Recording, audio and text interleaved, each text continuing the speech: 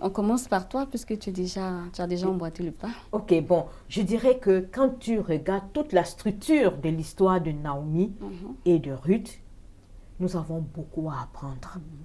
Nous sommes dans un monde où les filles pensent, comme elles ont souvent le salaire de l'homme et peut-être même un peu au-dessus du salaire de leur mari, qu'elles peuvent tout se permettre.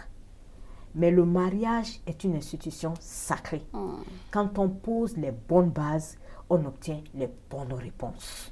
Mais quand on va à la va-vite et qu'on n'a pas le temps de prendre sur soi d'abord, de prier, de chercher la face de Dieu, de prier pour son futur conjoint, de prier pour sa future belle-mère, pour ses futurs beaux-parents, on passe à côté.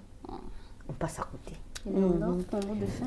Ok, je veux dire plutôt que Ruth s'était mariée pour toujours.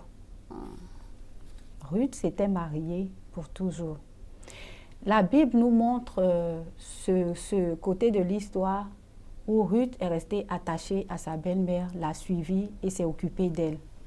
Mais cela ne veut pas dire que Ruth n'avait pas de défauts. Ah oui. Cela ne veut pas dire que Ruth était parfaite. Mais Ruth s'est mariée pour toujours. Quand nous allons en mariage, nous y allons pour toujours. Ça, c'est l'idée que nous devons avoir. Cela ne veut pas dire qu'il n'y aura pas de problème. Il y aura des problèmes.